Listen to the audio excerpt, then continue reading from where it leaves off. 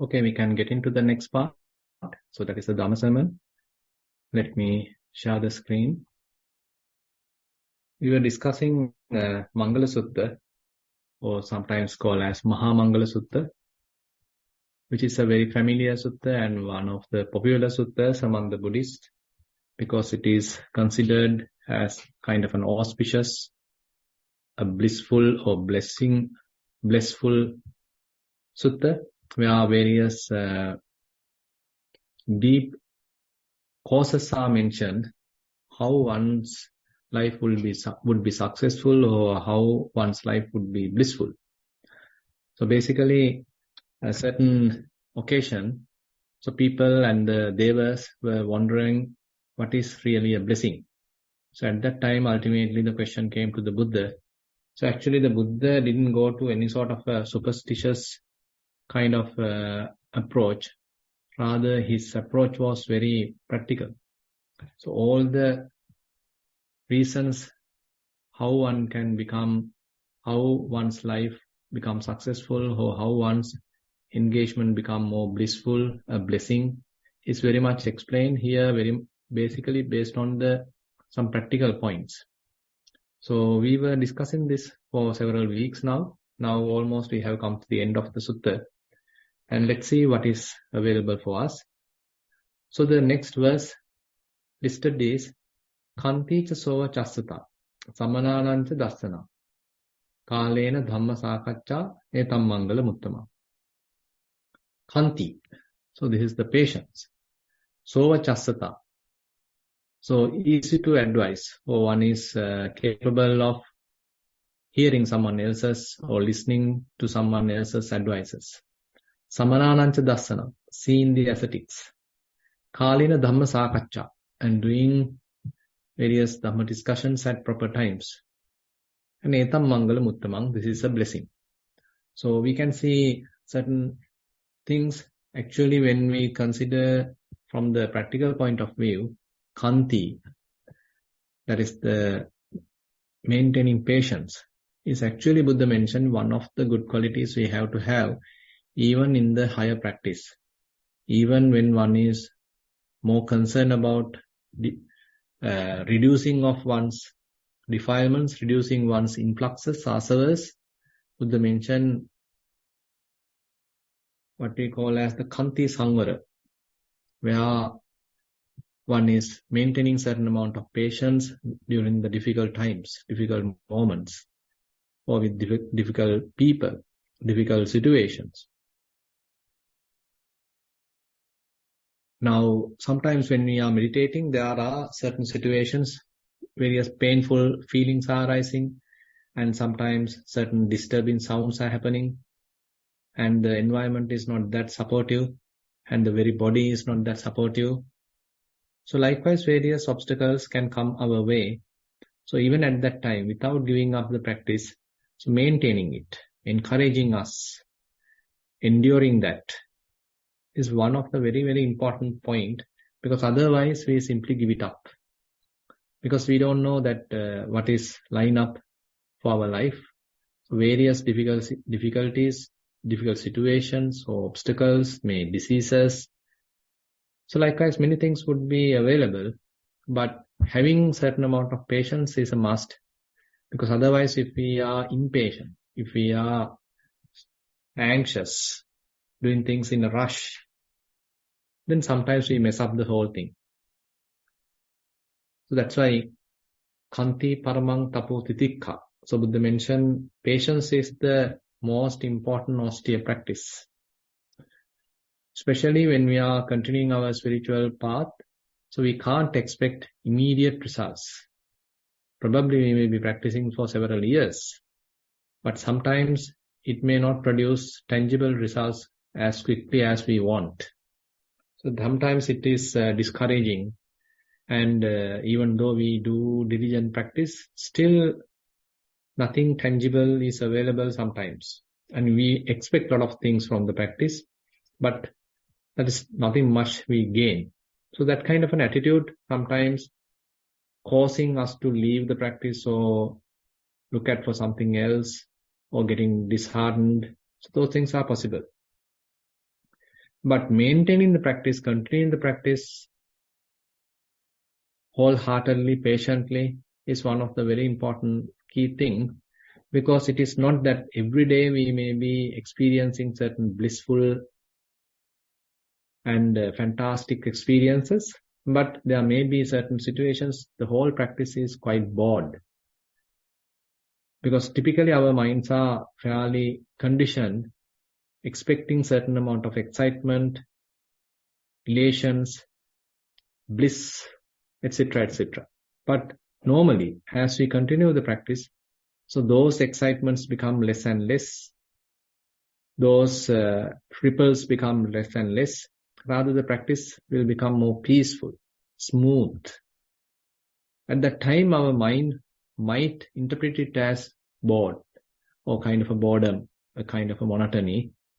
At that time, if we are impatient, then we may even quit the practice.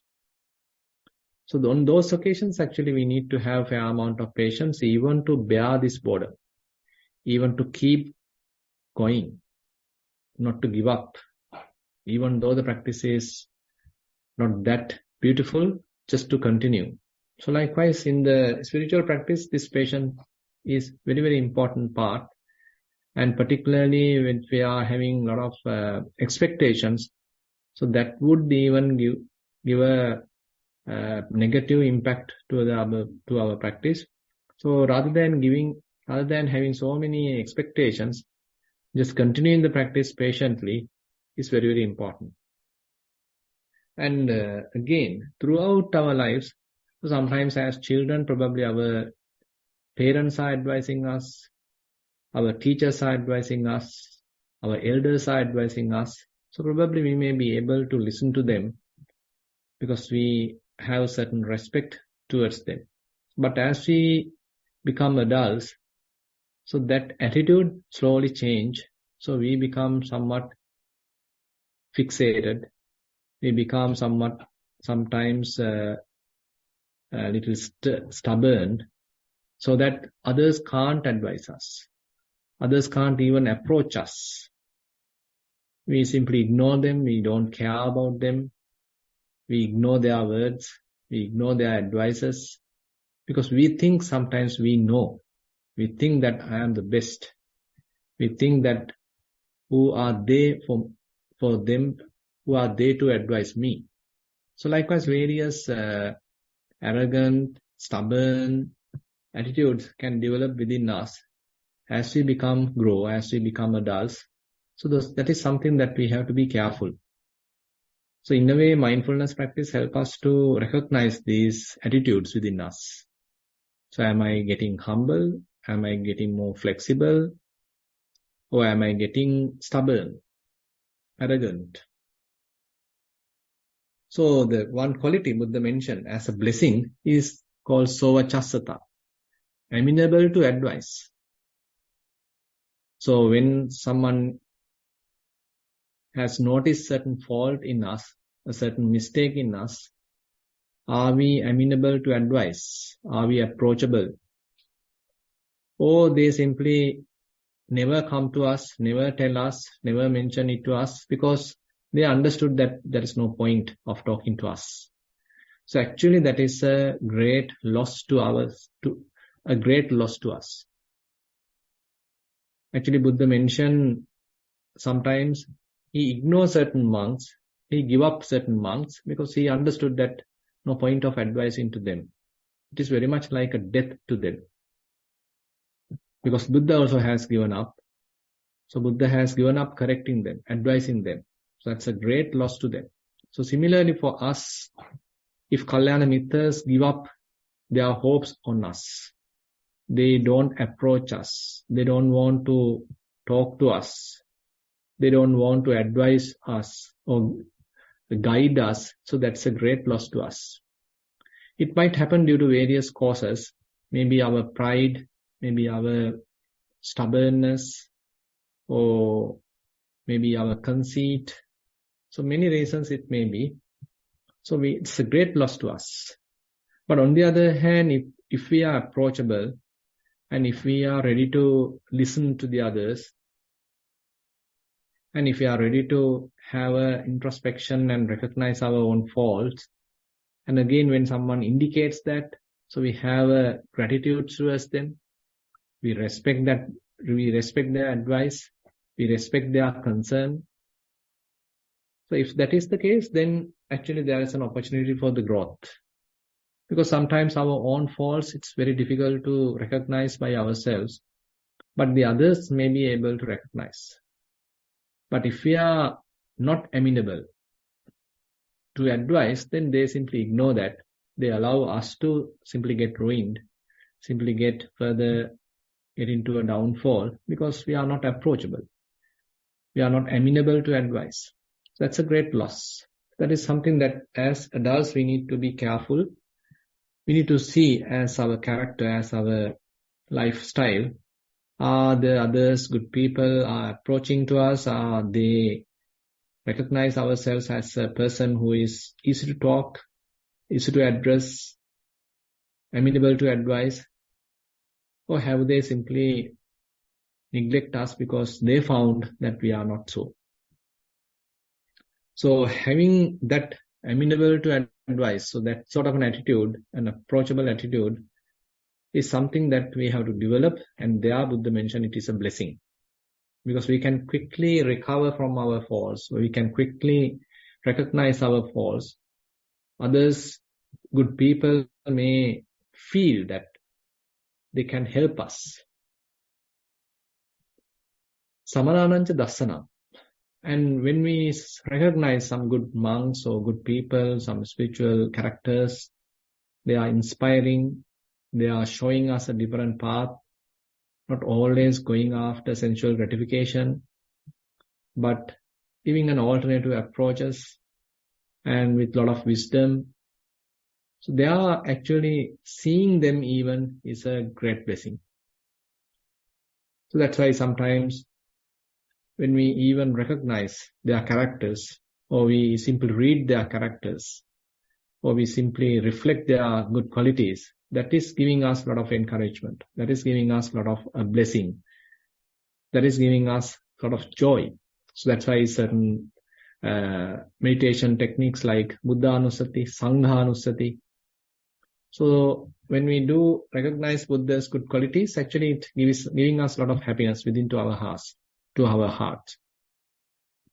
And again, when we recite or understand the good qualities of the Sangha, that is also a blessing where it becomes a refuge. And we also want to inculcate those or cultivate those good qualities, because our mind is also yearning for that kind of a good quality.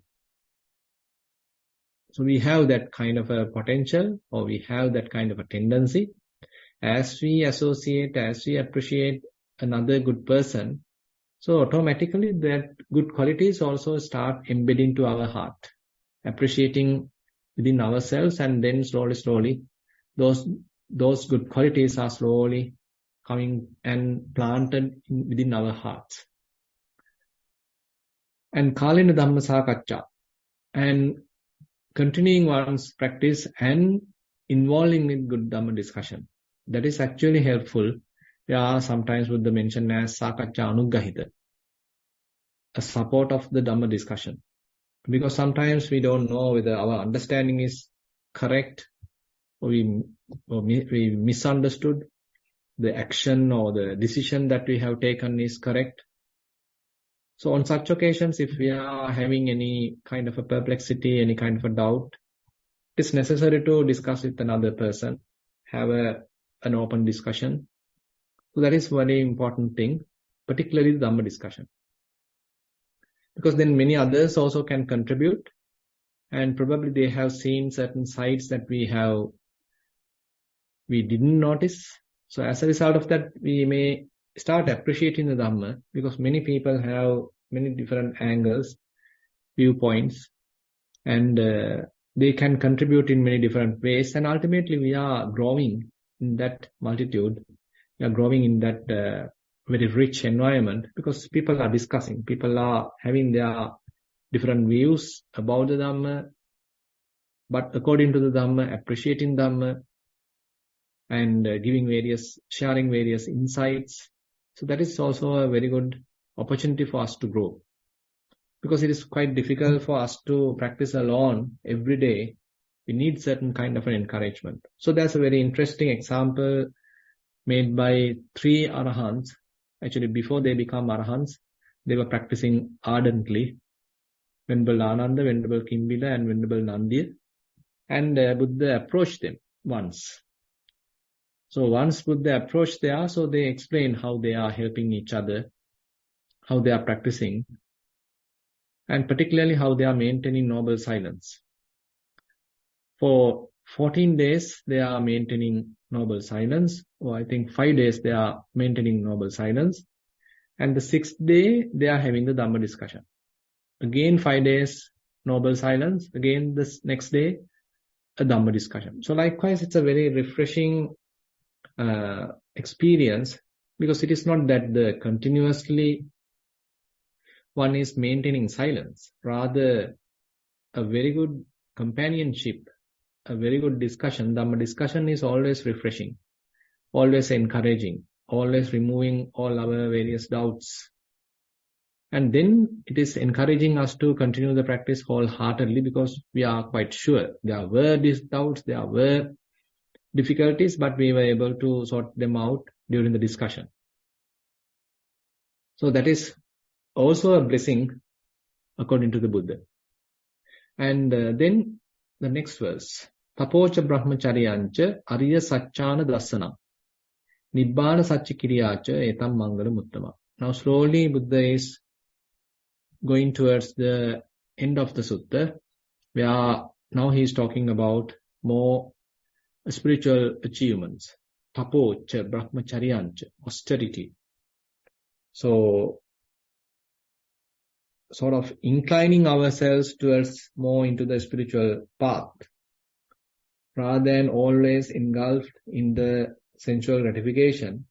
How about leaning onto a different side? How about looking at a different angle? How about having restrainment? How about observing precepts? So that is actually another upliftment to our lives, because otherwise we are simply floating, just going on without having any kind of a depth, without having any kind of a vision to our life.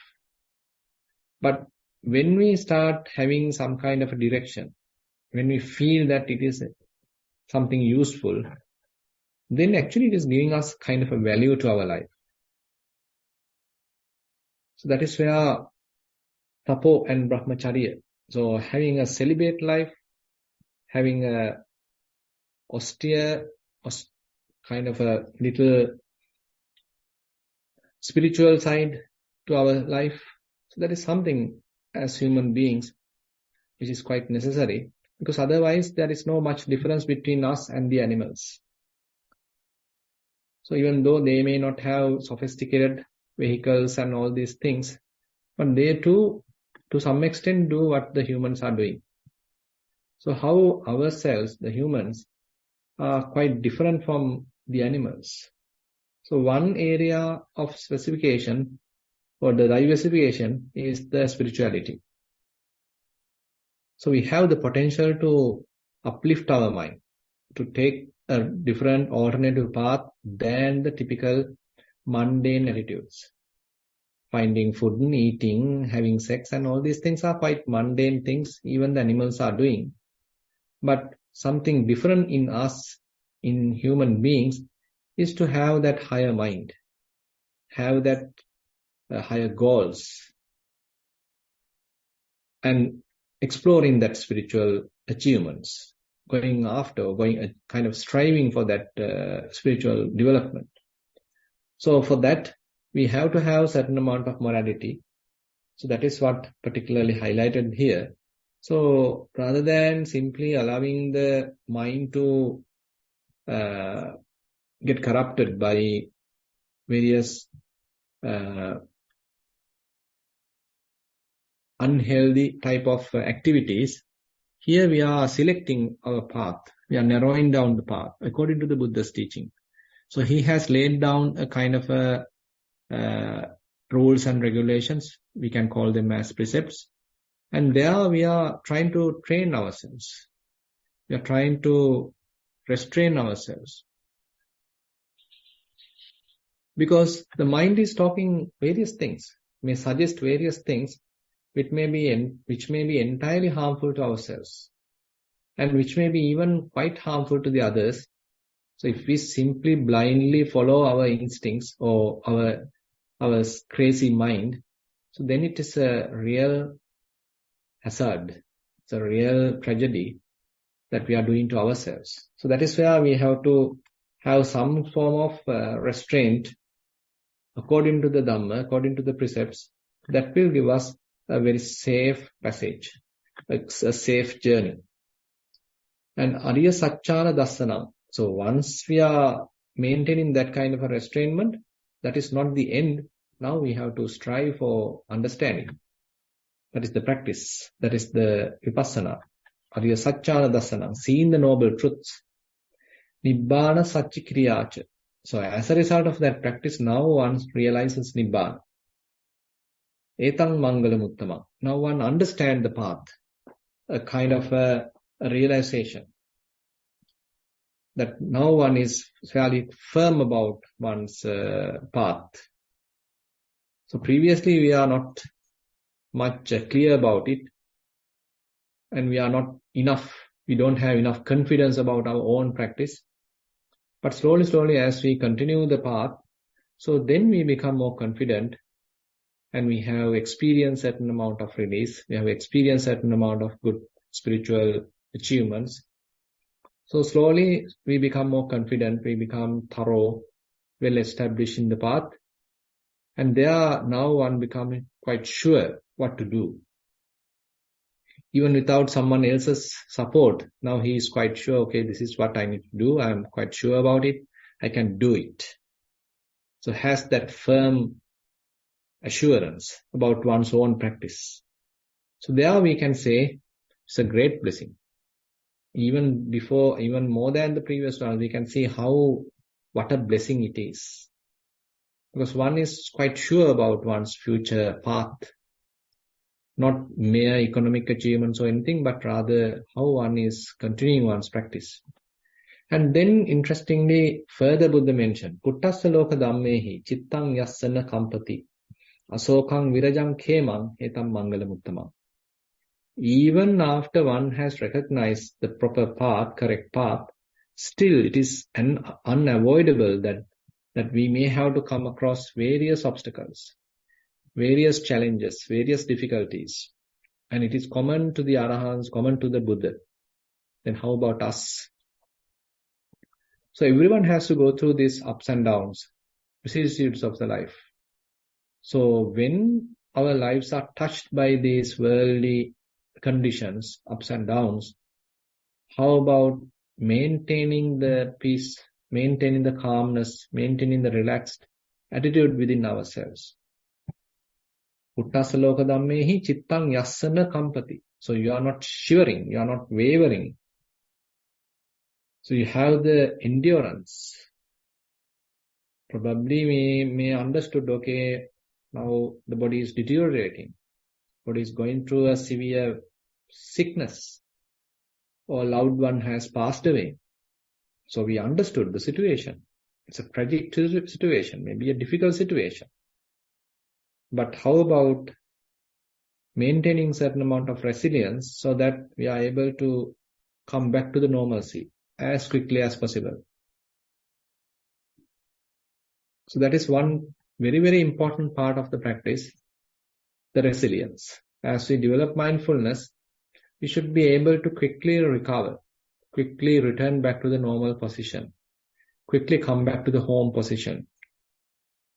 May be easy for one who, as a result of the practice, was able to achieve the released state of mind, who has recognized the released state of mind, non-grasping state of mind. So as much as possible, now his duty is to be there, just be in that non-grasping state. So it becomes his tadi quality, it becomes his suchness. Again and again returning to that state. so that one's mind is resting there. So that becomes the home position of the mind.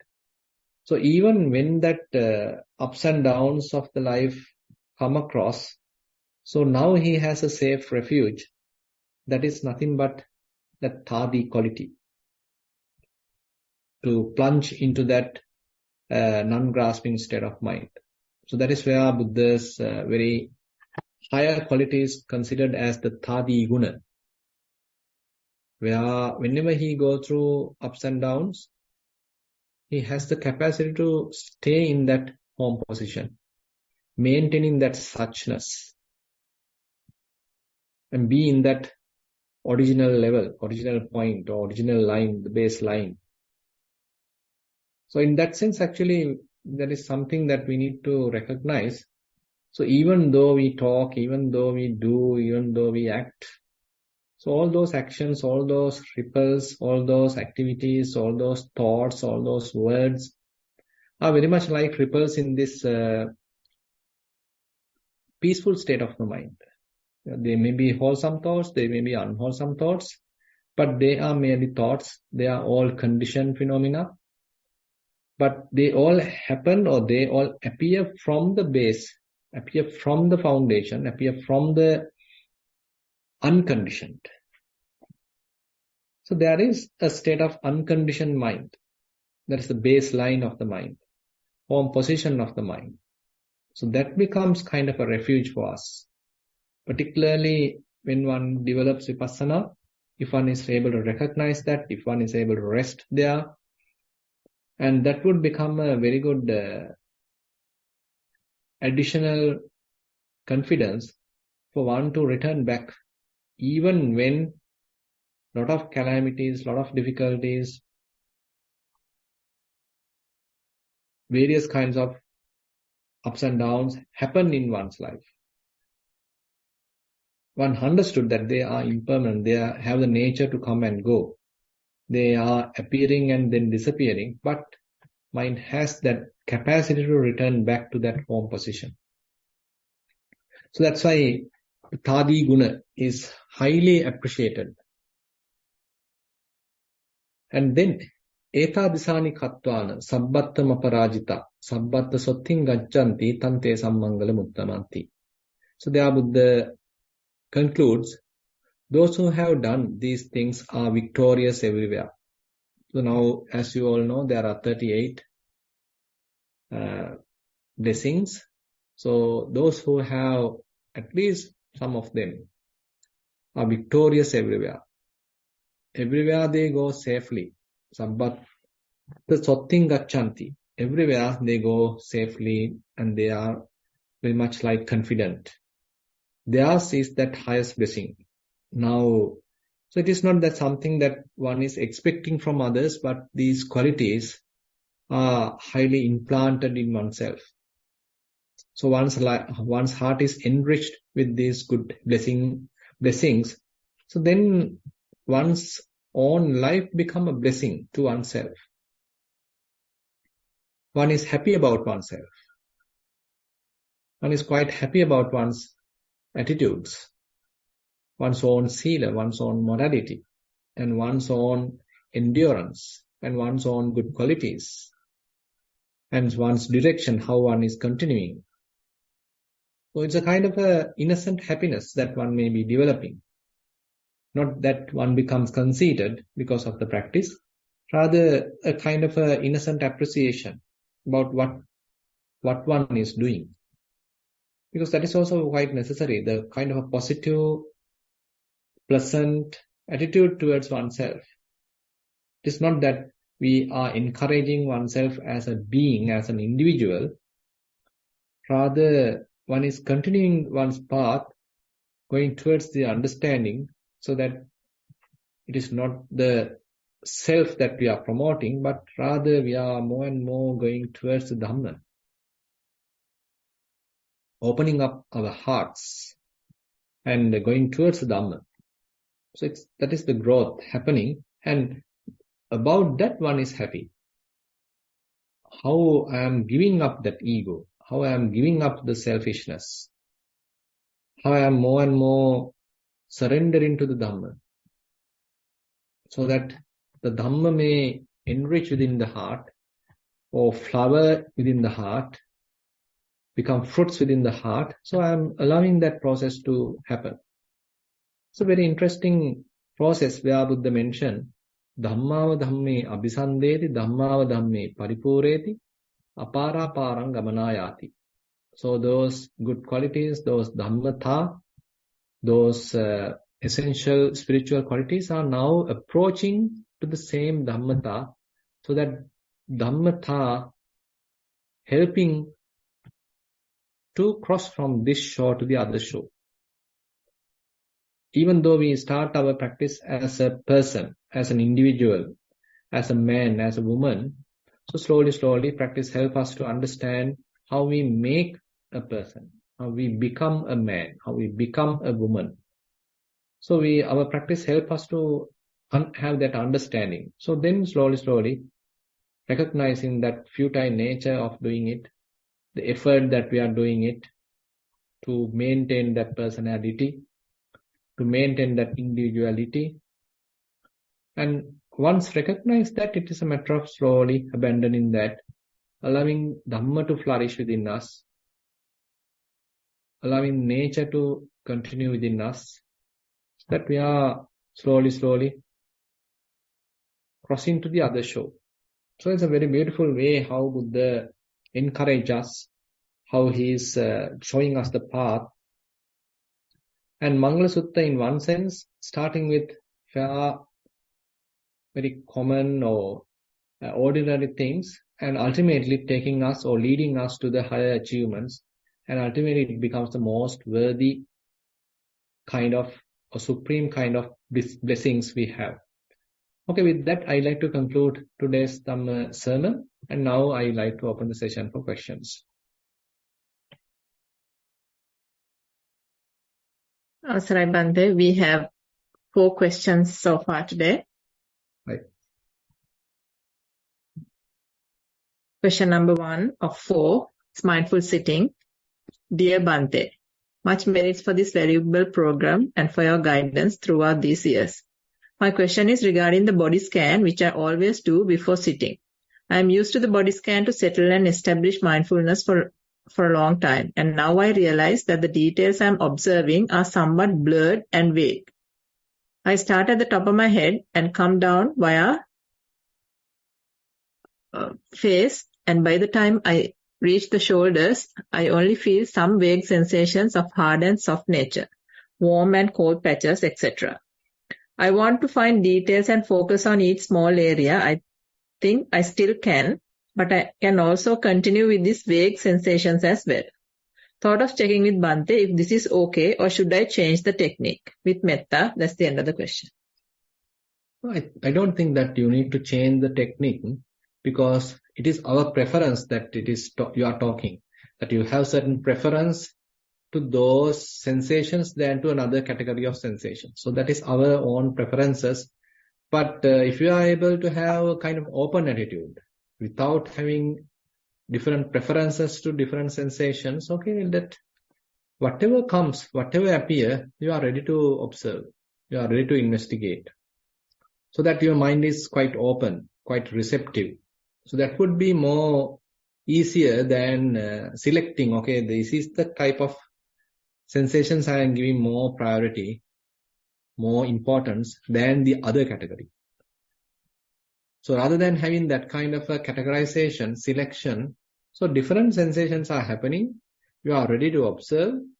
Whatever comes up, you keep close your attention and you do a thorough investigation, unbiased investigation. Another sensation happen, you keep your attention there, you do that thorough, unbiased investigation. So that actually gives us the proper understanding about the total behavior, rather than, say, selectively do the investigation. So therefore, I encourage you to do a kind of an open investigation, keeping everything at the same level, accepting everything and including everything to the practice. Question number 2 of 5. This is a general question. Dear Bhante, I'm still a novice to the practice, but during day-to-day activities, I can observe how different thoughts come and go as a third person. When I observe any thought, example, angry thought, happy thought, lustful thoughts, or any thought, and complete the observation, once they are completely gone, I feel content and happy. If this happens for some time and I keep on observing thoughts come and go, some sort of a joy is available within that process as well. Hope Bhante can give more insights if these types of qualities can naturally arise, or am I just imagining and in a fantasy? Much merits. That's the end of the question. Actually, as far as we can see, the fantasy is what you have seen, and as a result of the fantasy has gone, as a result of that, now you feel kind of a joy. So that is quite possible, because the fantasies might causing some kind of a joy, but it is quite opposite also possible. Sometimes it may take us to sorrowful experiences, imagining various bad things. So therefore, the happiness that we derive through thinking is something that we can't depend on. But once we recognize it, once we penetrated that, so they may disappear. So mind become relaxed, mind become calm, inner chatter become less, and mind starts experiencing kind of an inner silence. Then you feel happy, you feel joyful, you feel satisfied, you feel contented. So that is a blessing. So that is a joy. So therefore, if you are able to have that, just encourage that, no problem. Slowly, actually, you don't need to attach to that, by the way. But at the beginning, having some kind of an appreciation towards that, encouragement towards that is necessary, because otherwise we can't establish ourselves there. First of all, we need to again and again arrive there and establish there. We need to recognize there. That state of mind has to be registered within our mind. For that, we need to dwell in there. Therefore, you can continue the path. Once that calming happens, just be in that calm state. Question number 3 of 5. It's mindful sitting, and we have a report from a child today actually. I'm Tinuki and I'm 14 years old.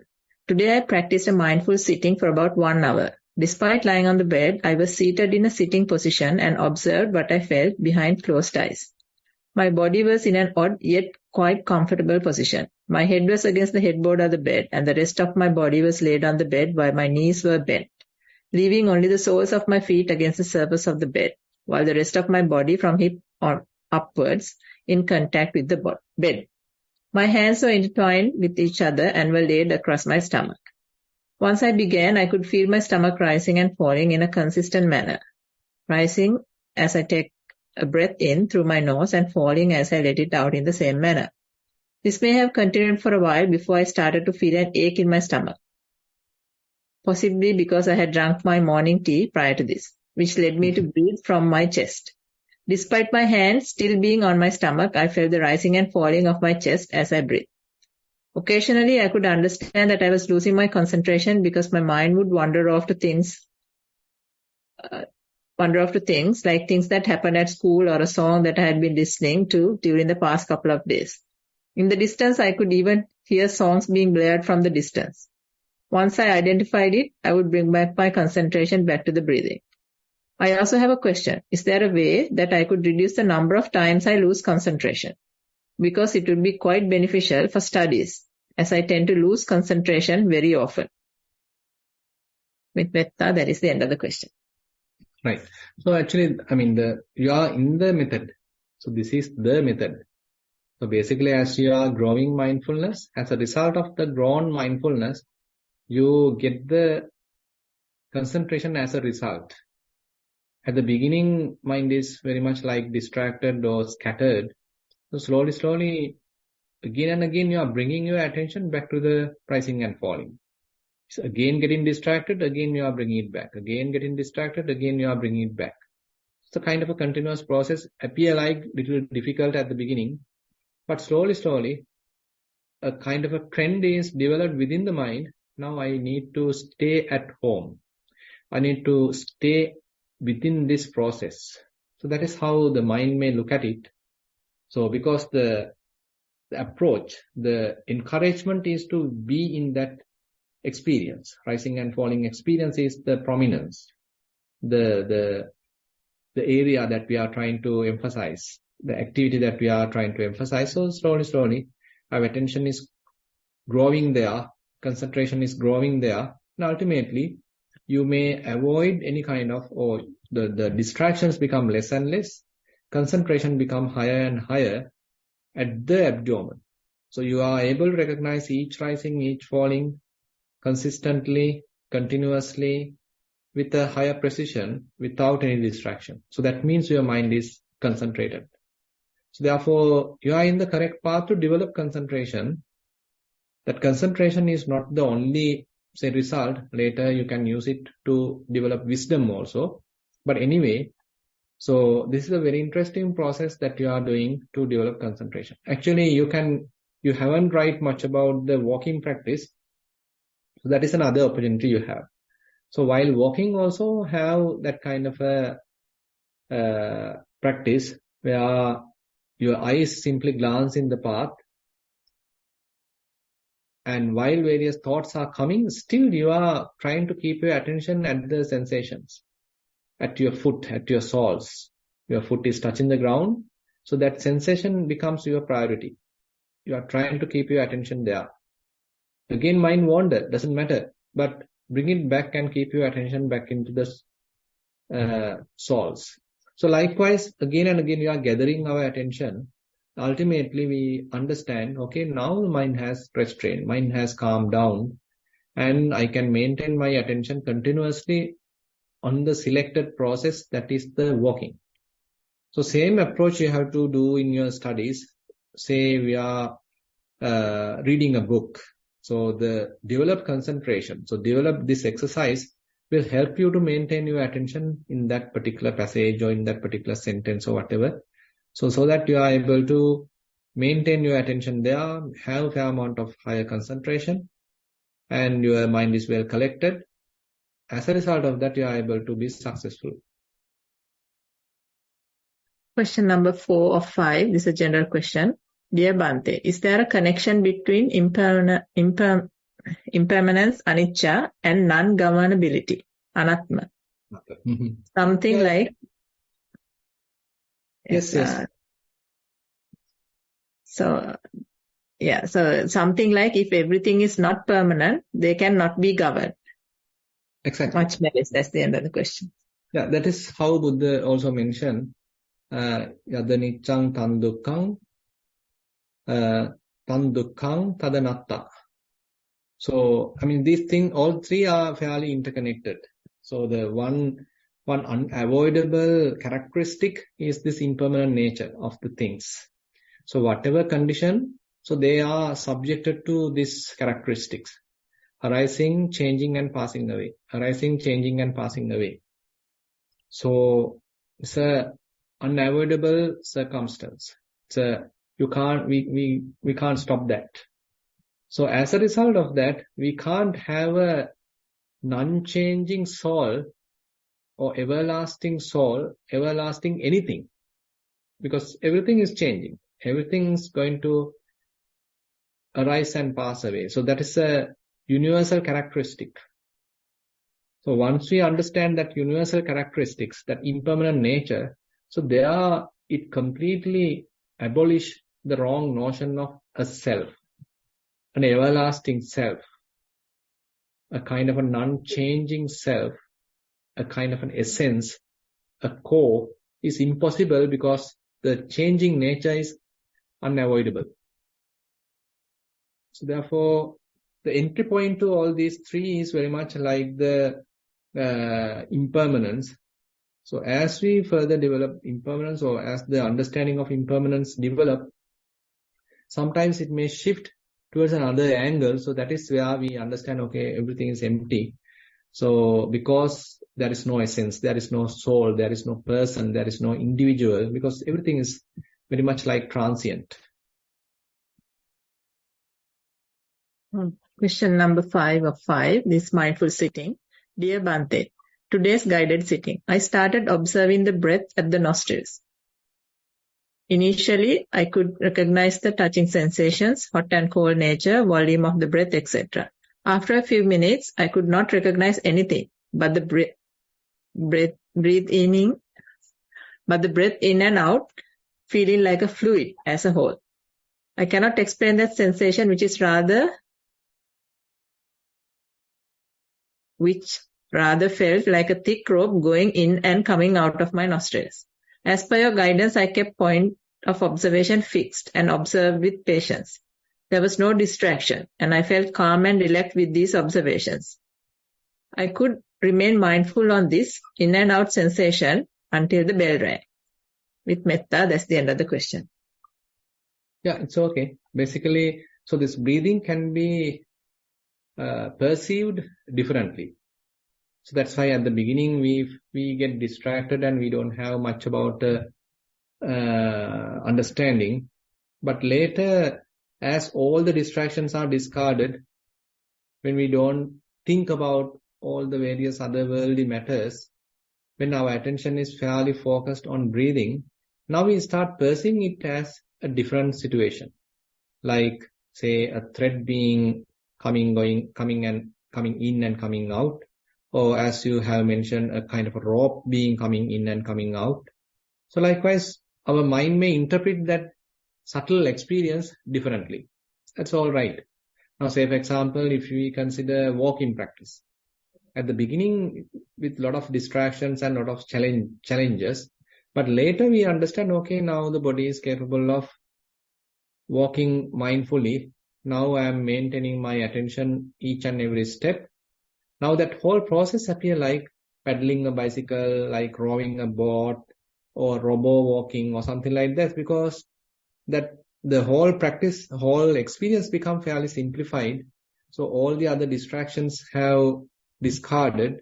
So only this activity, just the walking activity, become more emphasized, become more prominent, and that simple activity now mind look at from a different angle.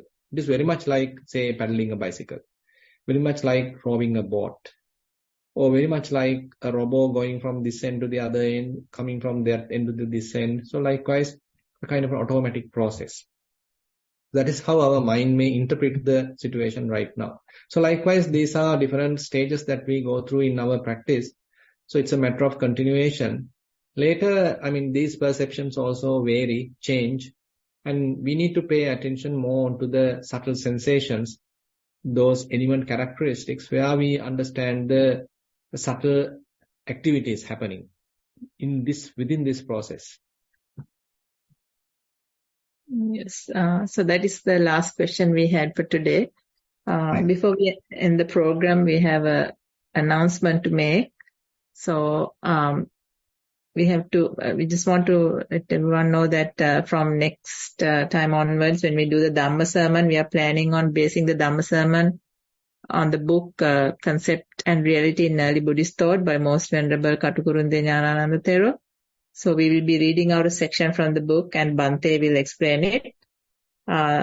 So we are also seeking volunteers to read part of the book that is up for discussion on the day. So if anyone would like to participate in that, please send us a message. And Bhante would like to add something about that. You can just share. So actually, And so this is one of the very scholarly book, and as well as very interesting and very challenging book in a way, because the English available there is little difficult, and the Katukurunde Jnanananda Mahathero has used a fairly academic language there, but the content is very, very important. So that's why I want to discuss this book, and there is a translation called Sankalpe Sahayatarthe.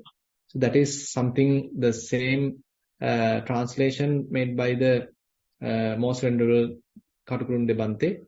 So we can refer that as well. So I am combining both and trying to give a explanation to the points discussed in the book as much as I can. I can't say that I am capable to the level of Katukurunde Bhante. As much as I can, as much as how I understood, I am trying to explain. So we both are learning, because this is an area that we need to understand, and what is really happening within us, and how we are conceptualizing various things, and how we are ending up with suffering. So the thorough understanding of this book is a eye-opening thing, and a lot of suttas are also discussed within the book, and a lot of insights are available, and many things are there for us to ponder. So that's why I thought of discussing this book, giving a new direction to our program also. So that is why we have selected this book, and trying to conduct that from next week onwards. Yes, so just share the link of the book on the chat. Correct. Yeah. It's available in the seenthroughthenet.net, Most Venerable Katukunde Mahathero's website, where the books and the what we call the Dhamma talks are available. Okay. I just got this from the another place. I just put a link on the chat, but Right. I will share that as well. So yes, so we can end the program today. To end the program, I would like to thank Bhante for his valuable time with all the programs at the monastery as well, and to all the supporters of this program, both seen and unseen, and all to all the participants for joining today for the practice and sharing their questions as well. Sadhu, sadhu, sadhu. Theruvan Saranai. Yeah, Theruvan Saranai.